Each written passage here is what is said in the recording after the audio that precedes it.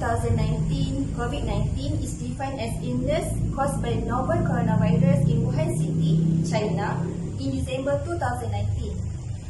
On March 2020, the WHO declared the COVID-19 as global pandemic. Until now, the pattern of cases COVID-19 in Malaysia is unstable, where there is time is increased and decreased suddenly. Ways taken by all people, especially government, in curbing this case from spread in this country. On the same time, these cases has give huge impact to the society, especially in economy and social. Situation is what can be seen as a result of this pandemic to Malaysia, especially to Muslims. Social is about community. The affected in community during this pandemic COVID-19 happened in Malaysia, we can lose sight of Muslim people, which is Ministry of Religion set a guidelines for Muslim to do social distancing about 1 meter while prayer in mosque. The reason is to avoid spreading coronavirus from among community. Besides Hajj, Arab Saudi considers limiting Hajj pilgrims to prevent a further outbreak of coronavirus. However, the most reaction from community, especially for Muslim people, is be open-minded, tawakkal to Allah, keep praying, and look positive side behind this pandemic COVID-19 in Malaysia.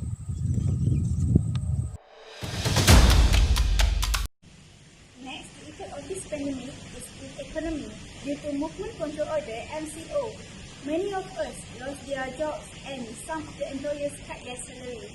Well, not everyone has a good background and not all of us rich. In order to overcome this effect, some of people started to do online business. And what I really can say is I really proud of Nation because we always helping by supporting, buying, give a good reviews to good products and others. Also, there NGO, non-government organisation that helps those who are poor and homeless, such as Ustaz Edit Liu, Libong Food Industry, Hari-Hari.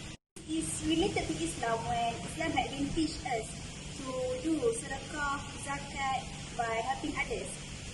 In Al-Quran also, in Surah Ma'idah ayat 2, ta'awanu ala bir wa taqwa wa la ta'awanu ala ithmi wal udwan.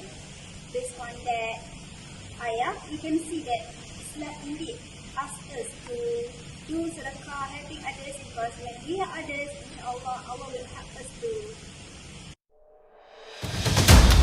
Conclusion, the government of Malaysia enforced a lot of directives like MCO and RMO to ensure the well-being of our community from microscopic COVID-19. As a Muslim, we must obey to our government because the Islamic scholar advise us to follow and obey our Muslim leaders, as long as the things do not against Islam and brings good to our society. The enforcement and instruction by the government and cooperation with Health Ministry are strictly advising us to keep isolation and self-quarantine. 1,400 years ago, Prophet Muhammad sallallahu alaihi wasallam taught us that one should not enter to the place and wandering around in place that affected by the disease. In fact, in Islam, preventing harm takes precedence over any benefits. While following the SOPs as the necessary precautionary measures, we should not neglect our spiritual protections. We must keep practicing dua.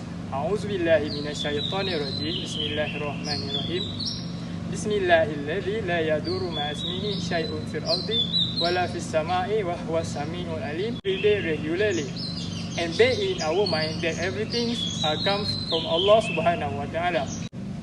Instead of having fear and panic, we should use this calamity as an opportunity to return to Allah subhanahu wa ta'ala and rediscover our faith. What we are facing today is a big reminder of how weak we are as humans, and some creatures that is not visible to our eyes is threatening the greatest of the nation. This pandemic urges us as a Muslim to seek forgiveness from Allah subhanahu wa ta'ala.